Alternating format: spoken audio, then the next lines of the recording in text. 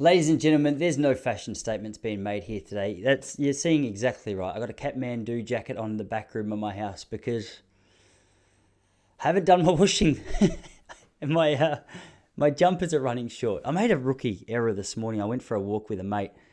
Another 16k walk. We're getting into the hiking side of things. I'll tell you about that in a minute. But I was about to leave, and my wife came out and was like, "What are you doing?" I said, "What are you talking about?" I had running shorts on and just a casual jumper that you would wear out to a restaurant for dinner. She goes, "Where's a running jumper, mate?"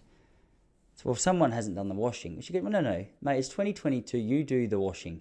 And I said, "Mate, don't speak to me like that. Just, you know what I mean? Just if you could do the washing, it'd just make everyone's life easier." She's like, "But I've got a valid point, don't I? Like, you could do it." I said, "Well, technically, I've heard some people try and make that argument, but I think it's a tough sell considering I'm a man." It's just a funny little joke to kickstart the podcast. I mean, you've got to be careful with what you say on this thing. You want to hear some reviews of how the podcast is going? I told you guys a story a couple of weeks ago about my little boy and finding a mushroom on the floor, and I thought this is a funny little clip. How funny is this? So I posted it on Instagram. I didn't even realize, but it posts directly to Facebook as well. And so I thought, oh well, for whatever reason, every now and then I'll log on to Facebook just to see what's going on. Not a common thing. And I saw that I had 50 comments and there was 400 likes on a thing. And I thought, well, pop culture, hang on a second. What's going on here? So I thought, I can't wait to see what everyone's saying about this. So I clicked on the photo. I clicked on the video. I thought, I'm really excited to read these comments because, obviously we're off to a good thing. My kid's first mushroom experience was the title of the video. Let's have a look. So it was a story where I said, I got given a magic mushroom in a lolly form. I dropped it on a floor. A couple of weeks later, my son picked it up. It was in his mouth and we caught him. I made a funny little joke. I got permission off my wife and everything to post it. Thought this will bring the house down. Comments.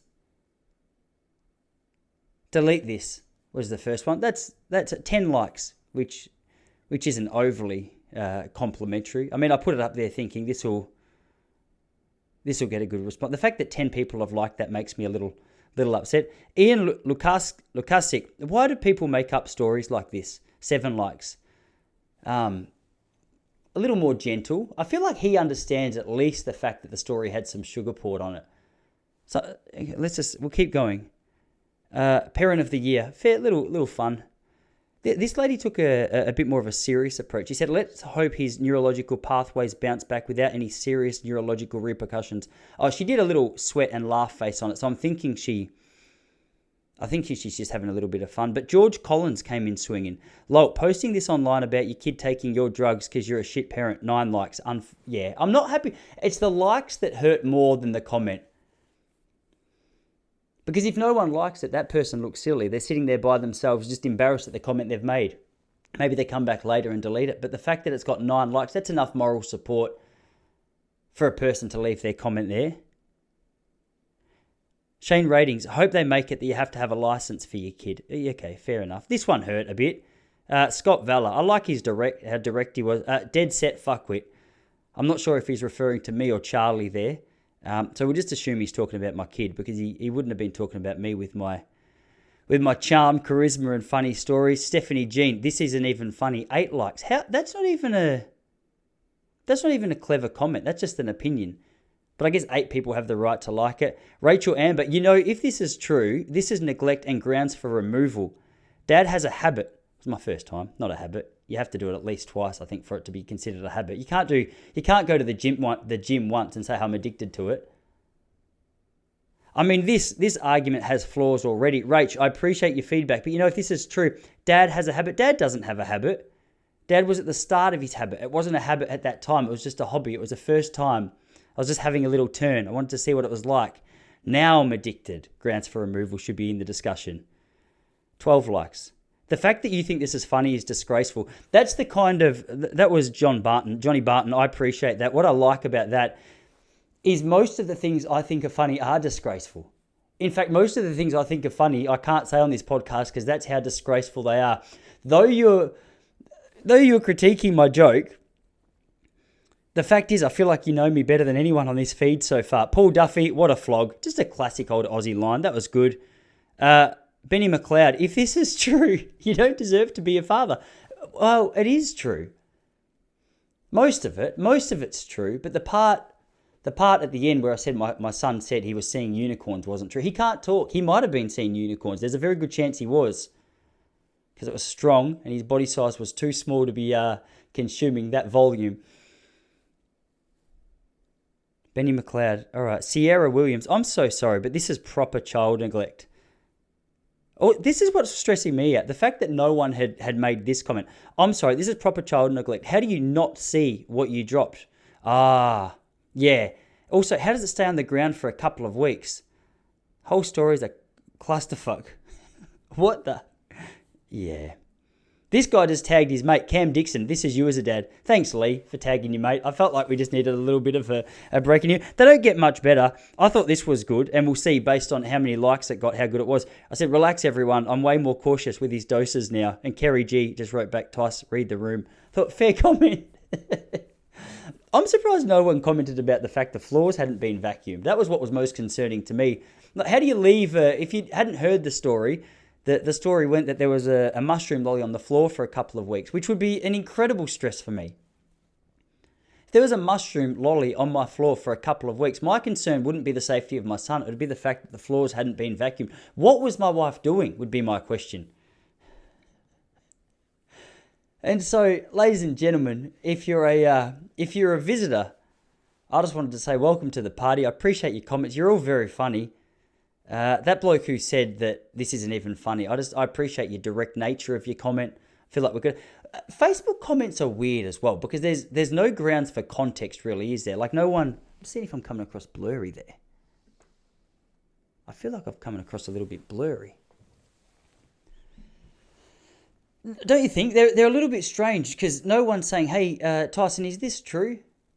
They just come out with their opinions, which is what's fun about Facebook. I think that's social media in a nutshell. I think it's one of the most beautiful places in the world because people wish they could be more direct. Not everyone can act like an 80-year-old man who's a little bit fed up with the way that life's going and, just tell you what they really think. We've got a long journey ahead. We've got a lot of way to go to, we've got to be careful with the way that we navigate through life. So I think Facebook statuses are a great example of a place where you can just say your true feeling, because you don't have to see the response of the person you're giving it to. Now, lucky enough that I think I agree with every one of those comments, especially the bloke who said, what a flog. How do you argue that? It's a good point. And so I just wanted to say, if you've come here for an apology, I'd like to apologise to you because you're not getting one. It's it's not even funny. I thought that was interesting. I did a story which was far more positive on spinning my kid around a couple of weeks earlier. That one got a little bit of laugh. One lady wrote a comment on there I thought was funny. She wrote, why is every story you share an example of how much of an irresponsible father you are? Well, I said, well, maybe it has to do with the fact that I am an irresponsible father. I'm not sure. Should meet my wife though. She makes up for both of us, is what they say. And like the old adage goes, if the dad's a dickhead, the mum's double as good. You haven't heard that one, have you? Oh, that's why I'm here. We're bringing fresh stories every day. I wanted to let you guys know what's going on. I wanted to let you know about the emotional state that I'm going through. I appreciate a little bit of honesty as well. We need more honesty in our life, because I was raised on dishonesty. Yeah, you wouldn't believe it. I remember the first time I found out that Santa wasn't real. My mum had been telling me he was real for years, lying to my face till I was 8 years old. So I had to get to school because all my mates believed that Santa was still true. I had to go and break the news to them. I finally came out with the truth. I got all my friends around and said, boys, I need to tell you something. Santa's not real. One of the teachers pulled me aside and said, Tice, that is disgusting. How dare you go and tell all your friends that Santa's not real? This is the thing. People need to learn a little bit more about honesty. I was brave enough to break the truth of what my mum had been lying to me about for so long to all of my friends, and yet I got in trouble for breaking that. Here's the thing. I think parents need to have a good hard look in the mirror and go, all right, well, I've been lying to my kid for so long. If I'm one of those parents who's so uptight that my kid finds out the truth about Santa and shares it with his friend, and I think it's okay to go and have a look at him and tell him off for being so naughty, I'm the bad parent. I'm the bad one. How do we get punished with that blame? We're just trying to let our mates know that we found out something real. And these parents have come back and said, no, as a matter of fact, I'll tell you one thing. Not only are you naughty for telling everyone else, but you're in trouble for being honest. Don't you know what it means to be an adult? You got to learn to keep the truth to yourself. Sometimes you can't just be out there telling your friends about this truth that you've found out. Parents don't often get the opportunity to have a proper conversation with kids about what it is that they're doing as well. I think the example of parents who, I'm in two minds about whether we tell. I guess you have to tell your kid that Santa's real, don't you? Like, what fun's Christmas Day if you realise that Mum's has gone down to Bunnings? I'm not sure why Bunnings would be her option. If you're going to Bunnings for your kid's 6-year-old gift, you're selfish. Because there's no doubt, that's like my mate who bought his mum an AC/DC CD for her 50th birthday. She doesn't even like AC/DC. She doesn't even really like music. It was a double buy. It looked good for him to buy her a gift, but the truth was it was a gift to himself. I'm not sure how I started talking about re-gifting just then. My brain did something I wasn't quite ready to keep up with, and now I'm a little bit stuck. But where was I going with that? I wanted to talk to you about lying and honesty.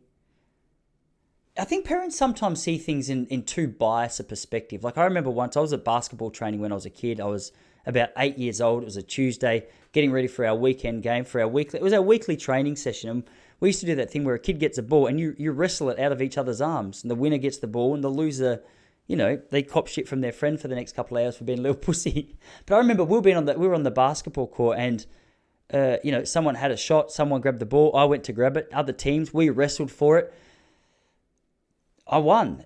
And in the process, you can get thrown around a little bit. The other kid ended up on the ground. And it was all par for the course. All my mates knew that it was just a part of the game that we were playing. And I shat myself because his mum got out of the car, which overlooked the basketball court. And she sprinted up towards me. And as she got close to me, she started going, "Who the hell do you think you are?" I was like, I was genuinely confused. And she was disgusted. I think it's confusing maybe she didn't come from a sporting family. Those ones, you've got those parents who they don't necessarily come from a sporting family.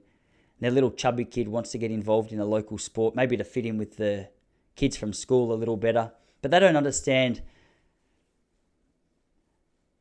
the element of what that sport entails. And so I think this was one of those mums. I can't remember her clearly. I just remember the anger on her face and the fear that I held as she ran towards me, because I was like, this bitch doesn't know that her kid's just a pussy and I'm in the right here. And you look back to it, because my basketball coach pulled me aside and said, "Yeah, Tice, that isn't really acceptable." I said, "Well, you've been teaching me that for the last 2 years. I've simply adopted the passion that you tell me to have for the ball, and I've implemented it in a practical way. And now that I've done that, you're saying that it was not called for? How did this come about?" Then you look back, and I even feel sorry for her, because she would have been 15. But it's weird how age really varies according on how old you are, doesn't it? Like, I remember being a kid and I was 5 years old and thinking, man, it'd be crazy when I'm 18. Like, that's a real adult. Now I look at an 18-year-old and I go, hang on a second. They're very young. My friend and I were talking about this on the weekend, actually. We were speaking about how, I remember in high school, I would see an 18-year-old girl and I'd go, hello. In fact, I remember the days I used to look at a year 9 girl and be like, oh, damn. You got to get out of that real quick, don't you? Because as a 35-year-old man, if you're driving past a year 9 student going, oh, damn, you're a pedophile, is essentially the truth.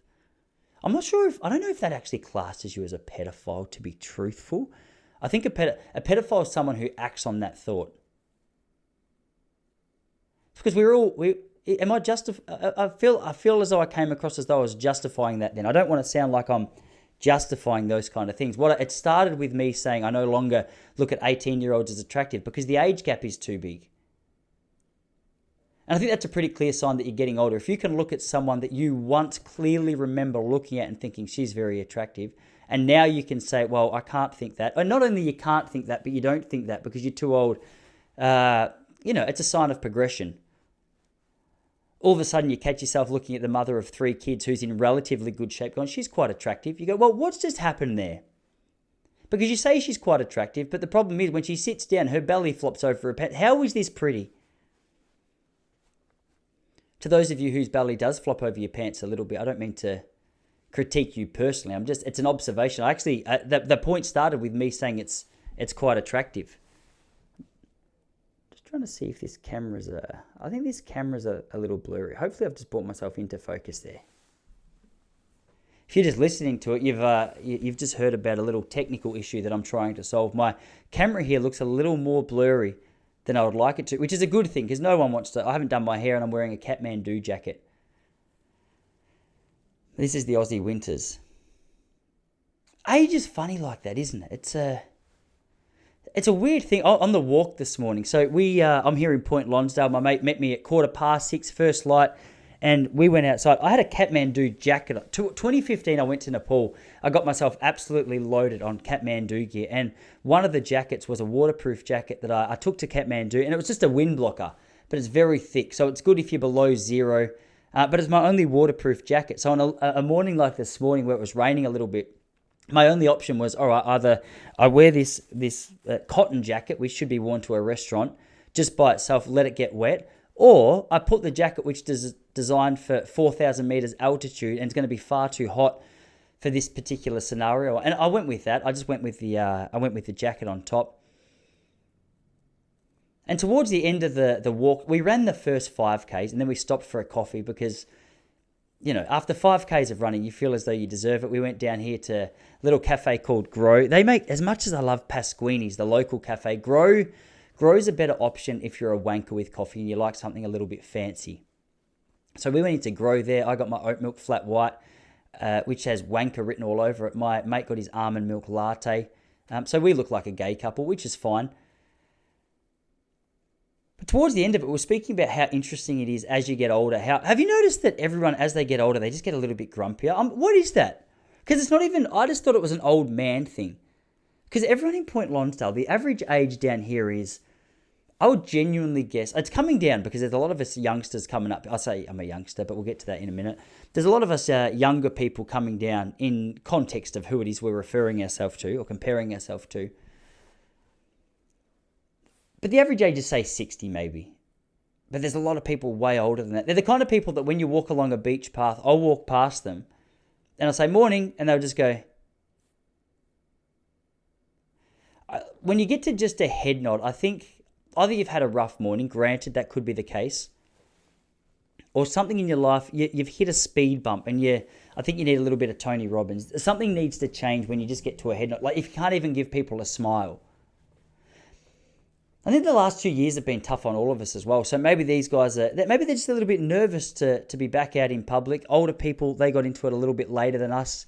We all heard that we were safe to get back outside, and older people didn't quite believe it. So there could just be an element of that. But old dogs you've got to be careful of as well. Because my boy, he's going through a phase now where, like every dog that we go past, he want to go up and pat. And you can judge a book by its cover, I think, when it comes to dogs, because he'll go up to a Cocker Spaniel, and Cocker Spaniels, they've never hurt anyone, I don't think. Don't Google that. But from my own experience, I've never heard that a Cocker Spaniel's harmed a little kid. But then once that Cocker Spaniel starts getting a little bit of grey hair around the chin, around the eyes, it starts to get a little more, I don't know, it's a little more jumpy. It's a little more nerve-wracking. There's certain dogs that I keep him away from like that. But old men are the same. You just never know what you're going to get. We had a bloke down here in the middle of lockdown so we're at the beach. There's no one around. And there were just people going for a walk just along the beach. And these people were just minding their own business. He was down at the beach and he was running up to them, no joke, going, "Where's your mask?" It's like, we're at the beach, mate. Oh, no one cares. So that's the kind of environment that we're living in. It's not everyone. There's some people down here who are very happy to be down here as well. I always thought that the smaller towns were going to be a little more friendly than they are. I think there's a little bit of a trade-off because while you get, you definitely get a little more fresh air. There's a little bit more in touch with nature. There's some bush paths. It's a slower pace of life down here. But I think the trade-off that you make is people are a little bit more up in each other's business.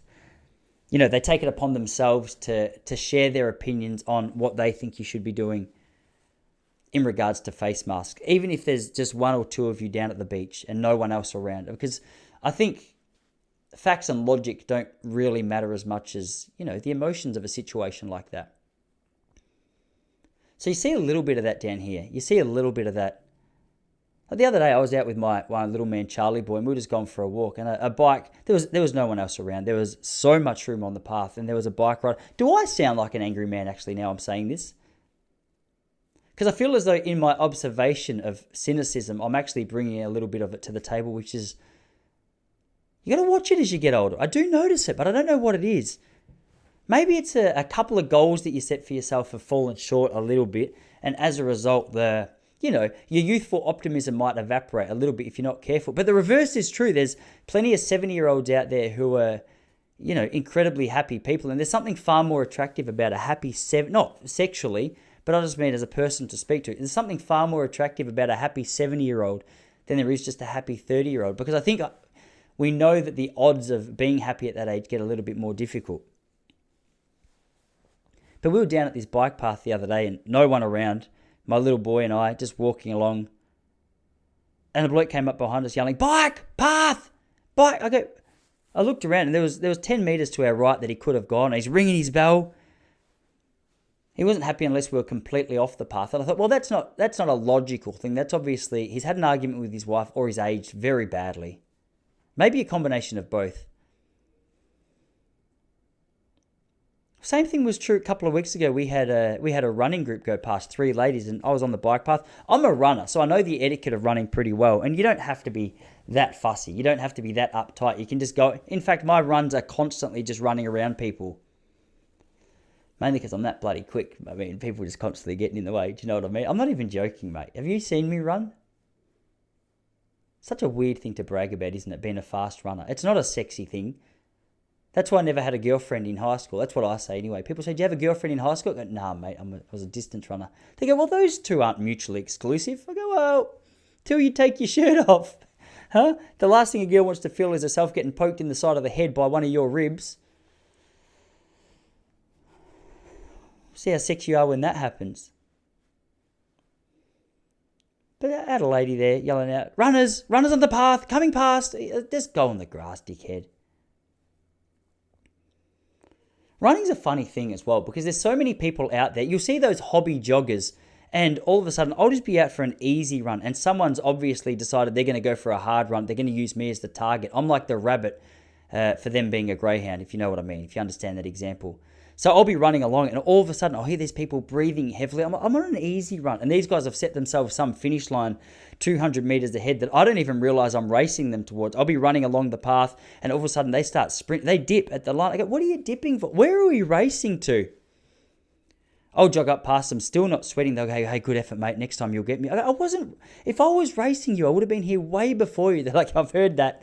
People tell me that often, mate. I'm fit. Don't worry about it. You have a good day." But I go, "No, well, first of all, this wasn't you got to establish clearly the start and finish points of these races. You can't just be coming up with a racetrack willy-nilly and assuming that I'm on the same page as you. That's ridiculous.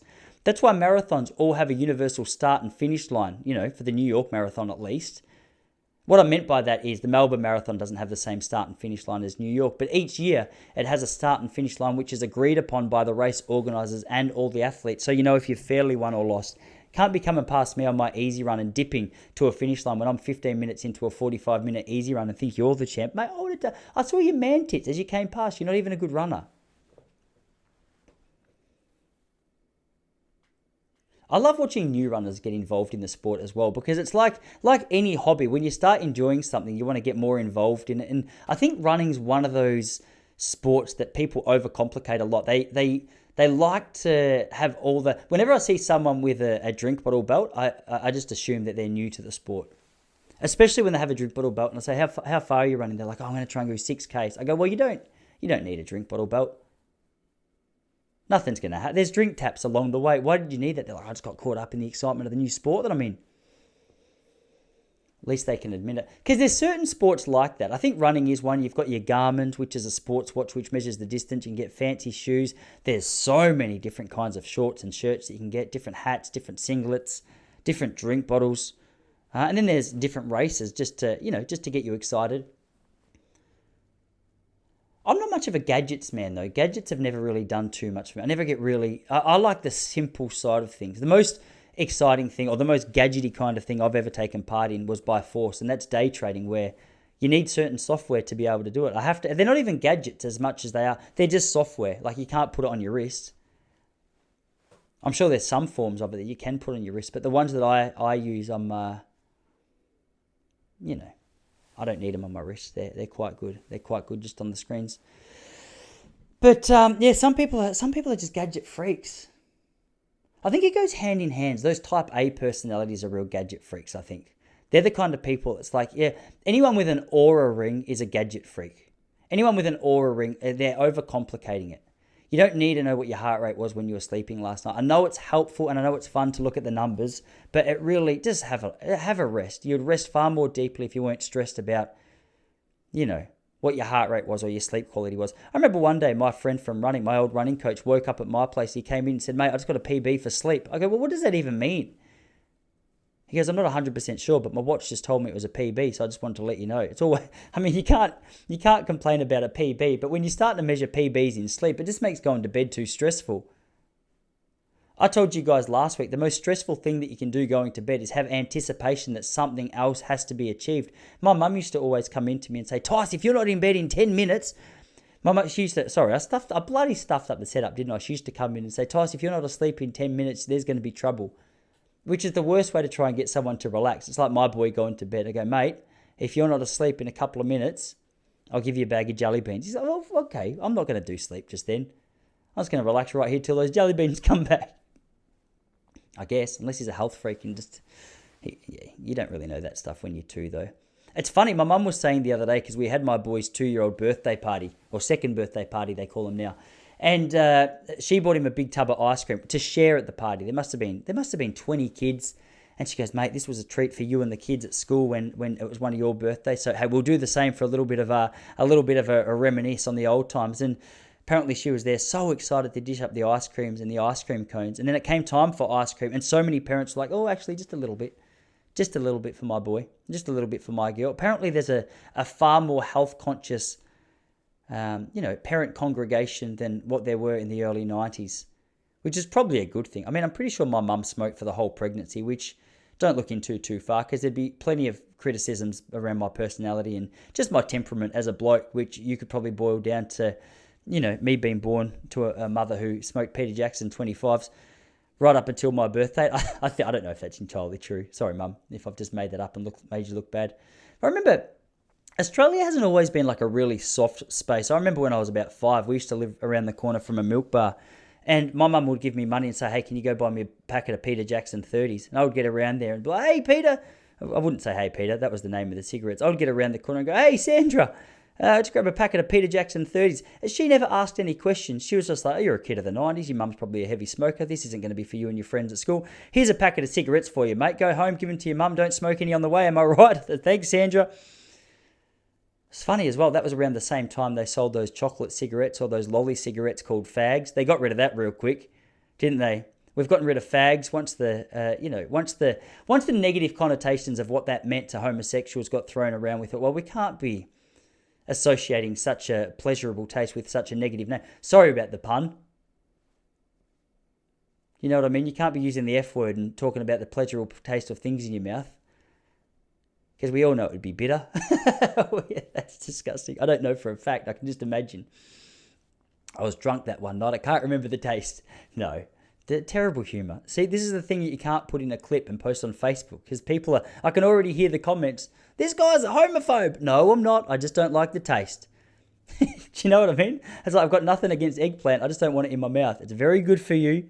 It's very healthy. But put it near my chin, I'll start getting panicked. Do you know what I mean? It's not a natural environment for me. It's not something that I want there. I'm not saying if you want that kind of stuff near your mouth that it's a bad thing. I'm just saying different horses for different courses.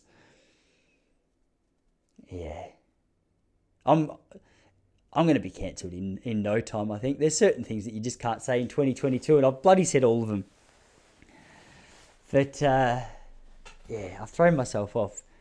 It was weird in the early 90s, though, how certain things were acceptable. Like, if you saw a kid buying cigarettes today, you go, this kid's got a bad habit. He needs to be checked into rehab. And also, we need to speak to his school psychologist. Back in the day, if you had a Peter Jackson 30s, you're just like, what a good son, hey? Gone to look after his mum. The idea of smoking while having a kid as well just seems preposterous in its entirety.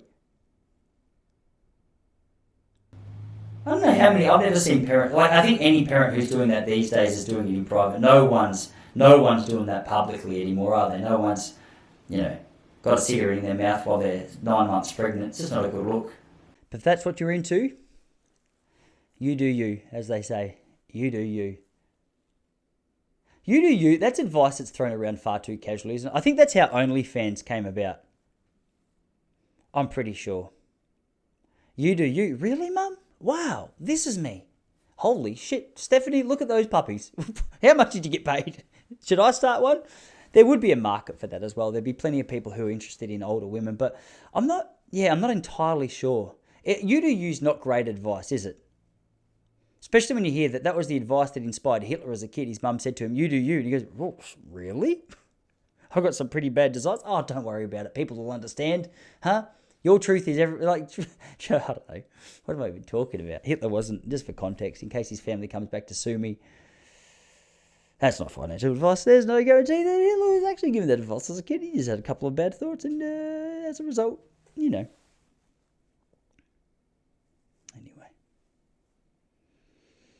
I've been frustrated lately because I'm obsessed with watching surfing. I absolutely love watching surfing. I've been so into, I think I told you guys, a documentary series called The Lost Tapes. It's about Kelly Slater.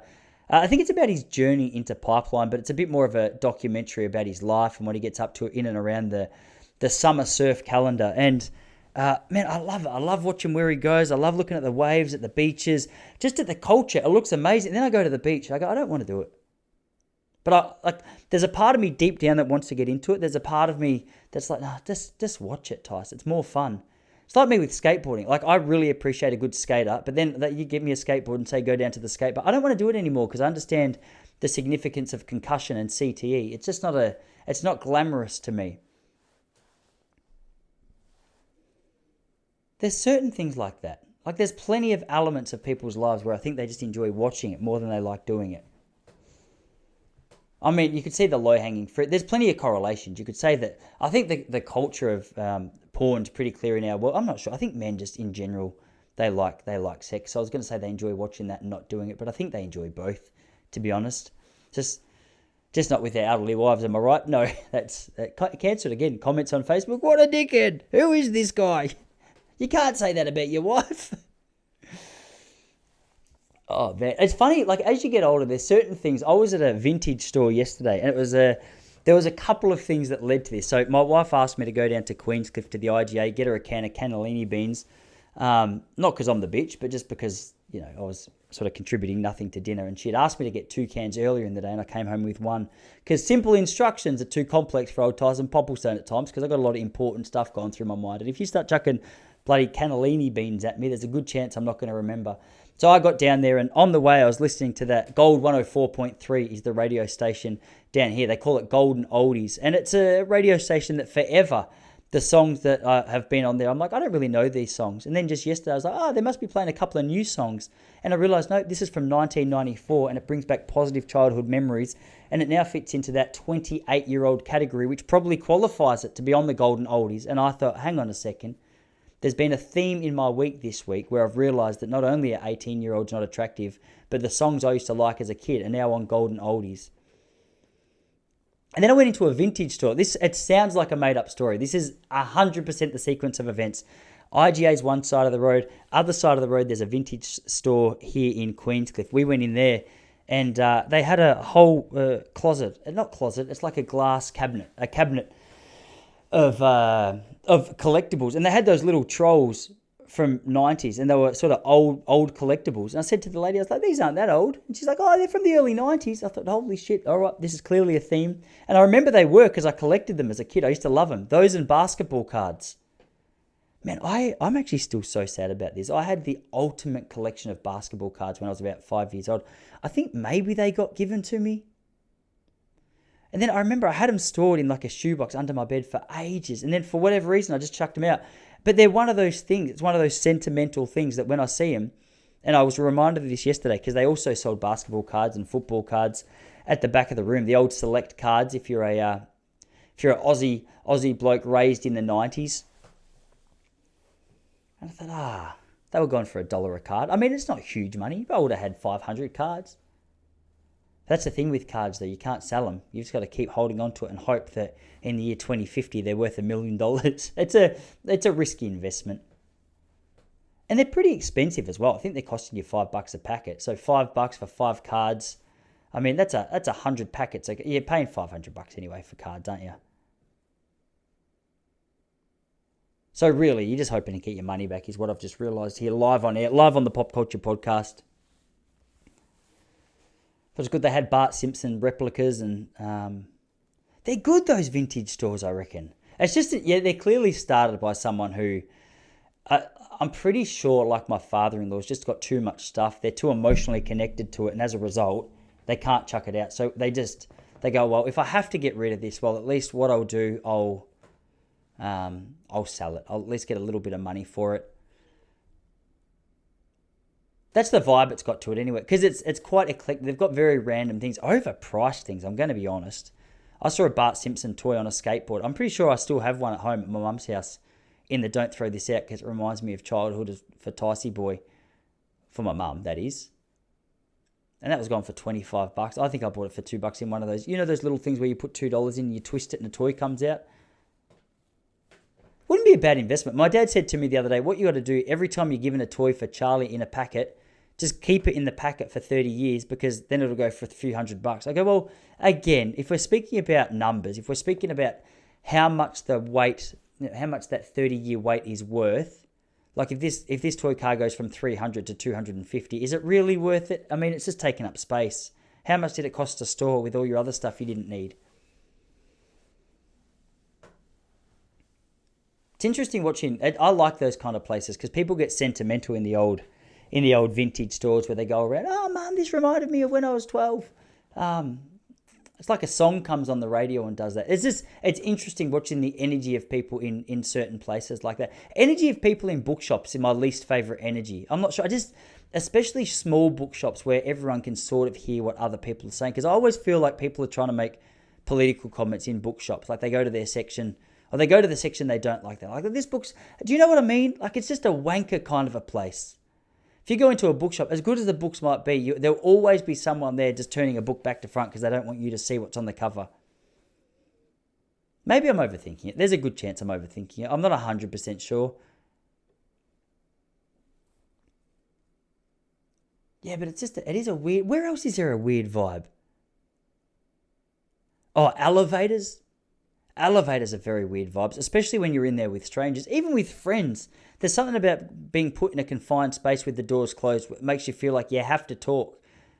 Because if you're there all by you, I hated back in the day. I used to live in an apartment in Hawthorne.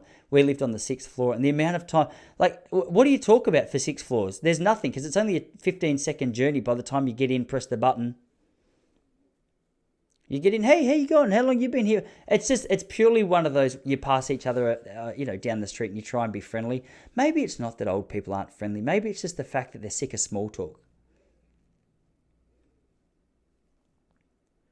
I think the elevators are different though. Elevators are small talk. Bookshops are wank talk. And they're always run by, I think this is true, like they always seem to be run by super lefties. I know that because I was at readings in Melbourne the other day and everyone in there had a mask on. I was like, COVID, it's finished. We're all done. We're all completely done. It's funny, Moulin Rouge closed down a few weeks ago because of the fact that someone tested positive for COVID. And they were like, for the safety of everyone involved, we're going to have to close down this production until this case is done. We can't have anyone exposed to it. Then I had a gig in the city the other night and I called the bartender, or called the bar before I got down there and said, hey, look, I got COVID. I just want to find out, should I still come? They're like, no one cares about COVID anymore. Come on down. I'm not going to tell you the name of the place because Dan Andrews still cares about COVID and I don't want them to get fined. But it was a silly move because everyone there, that's not even a true story. This is one of those ones. I can hear that bloke going, why do people make up such stories? The truth is, mate, I don't know why I made it up. I thought it was going to be funny. I was trying to make you have a little laugh. You need to relax and everything will get easier. It's amazing how quickly your attention can go on this thing. I think it's a demonstration of where my mind can go quickly. I'm reading a book at the moment called Stolen Focus by that guy, Johan Hari. I'm listening to the audio book. I always feel like I have to justify it. You know, people when they're like, no, I've been reading these books lately. You're like, you don't read. Okay, it's audible. I was listening to it. I just wanted to hear what they were saying. It's a good book. Not good if you like people constantly talking over you and not answering your questions, though. All right, if you listen to a podcast, at least you get the other side. At least audio books are funny because it's only that one person's opinion. No questions answered. I guess it's the same with a book, really. It just feels more in your face when they feels more in your face. I don't know. I don't know what my point is. I don't know where we're going, but stolen focus. It's interesting because there's clearly a problem, isn't there? In 2022, like, have you know? Everyone's. I'm so obsessed with my phone. Look at this. I put it on grayscale last night just because I'm trying to see that you can. Apparently, that's good for your brain. Something about it makes you not want to look at your phone as much. But I was listening to this book and I was like, man, I check Instagram so many times a day. I check my emails too many times. So I just gave myself like a blanket rule after reading some of this book, after listening to some of this book. I was like, all right, emails once a day. I'm allowed to do internet scrolling just once a week. And then just try and focus on your work during the other times. And it's hard. So many times today I've been like, all right, let's check Instagram one more time. My brain's like, you're not allowed to do it. The other part of my brain's like, don't be a pussy. I won't tell anyone. Anyway, so it's interesting. He's got an interesting voice as well. You've got to be careful on Audible because the quality of your voice really dictates the quality of the book, even if it's good content. Because the way people speak's a big thing. I hate it when people clap. That's why I'm so cautious. I've taken a couple of drinks on this podcast before and listened back to it. And I go, oh, yeah, that was a little bit slappy. You could be making really good points, but if you're chucking out some... You know that banana sound where you're eating a banana? If you're chucking out any of those, it's very uncomfortable for a lot of people. He's on the brink of that being true. And some of his stories, if I was on his Facebook page, I'm going to be honest, some of his stories sound made up as well, just to prove a point or to make a point. They're good points, but they sound a little bit made up. It's funny, one of the funniest comments I ever had on social media was a girl wrote on the bottom of one of my videos. She goes, oh, you have this unique ability just to be subtly funny. And I was like, well, I'm trying to be really funny. I would really appreciate it if you could just come out and tell me that I was really funny. Because subtle suggests that you can't quite see it there, doesn't it? Like if it's a subtle flavour, it's not really there. It's mildly there. It's just a little bit there. If you're having a curry and they're like, is it spicy? Oh, the spice is subtle. You go, oh, okay, so it's not a problem. It's interesting when you're trying to do a funny podcast and someone comes up to you and go, hey, your humor is very subtle. You go, what? Like hard to get, hard to see? Exactly. It's exactly what I was trying to tell you. You're not funny at all. This would have been a great TED Talk. So thanks for your encouragement. I'll go and work on my subtle funniness until it becomes a bloody, very funny. I wasn't sure what comes after subtle. So I'm pretty sure that very is not the next step down from subtle. But hey, just go with me on these things because we're on a journey together. Before I go, I want to tell you one more story. How stressful is it being 18 years old? I was at a comedy night the other night, and as I was there was one of the comedians on stage was given there was a group of about 20 18-year-old guys in there. And I remember being 18 because you still do, excuse me. I'm not sure what just happened then. You're still kind of trying to find yourself a little bit. You're trying to, not that I'm not, but when you're 18, the stakes are a little bit high. Like you're full of testosterone, you've got girls you want to impress, and a lot of people are caught up on like money and looks and wealth and career, what do you say? Opportunities. And they were all from Melbourne University, so I think these things are sort of magnified even more there. And one of the comedians is like, I know you're not doing well because you haven't got a pair of R.M. Williams boots. And this guy goes, yeah, no, I've got three pairs of them at home. I've got 3 pairs. And it just brought back weird memories for me. And I felt like I wanted to share that with you because as an 18-year-old, it's bloody stressful. There's so much you're trying to figure out. I already told you guys that story a few weeks ago. I was 18 when I got invited to a girl's house and I was rubbing her leg and she goes, oh my gosh, when you do that, it makes me horny. And I said, oh, sorry. And she was looking at me like, what are you doing? What the hell are you doing? I was like, no, sorry, look, keep my hands to myself. Like Mum used to always say to me when I was a kid, don't do it. So I just started doing these ones. She's like, what? Don't stop. I was like, no, but hey, you told me that you grew up in a religious family. I can't have you feeling those feelings. Otherwise it's going to be a pickle for all of us. Not a pickle. The choice of puns you've got to be careful with. When you're talking about a sexual story like that, you can't say it's going to be a pickle. Anyway. What a little firecracker of an episode that was. Charlie's at daycare today. I've got comedy tonight going down to Dirty Secrets, going down to Funny Near the Bunny or something. in St Kilda, so that should be a little bit of fun. Apart from that, people always say, damn, man, you're so disciplined going down to Melbourne a couple of times a week to do your comedy. It's not discipline, really. It's just I miss bath time, I miss dinner time. I get peace and quiet and listen to an audiobook and a podcast, and my poor wife has to cop it sweet back here with our little man. She's a legend. Chuck on my new favourite band, Idols. I was at a gig the other night here in Geelong, and the bar that we were at, they just had a TV screen on, and it was the Idols, IDLES, for those of you interested. They were playing a song on NPR, that Tiny Desk concert, and I couldn't hear the music at all, but the lead singer's face it got my attention big time. So as soon as I saw that, I was like, I got to go check out these bands. Bit weird, bit out there, bit different, but I love it. I really love it. So do yourself a favor, make sure you go check that one out. But ladies and gentlemen, thanks for stopping by. Thanks for being here today. And I'm going to go get myself organized for some funny jokes tonight. I'll keep you posted on the feedback of these little clips, because I feel like together, I'm trying to bring you into it so I don't feel like I'm navigating this terrain alone. Together, we'll get through it. All right, ladies and gentlemen, thanks for stopping by. I'll see you all next week. Cheers.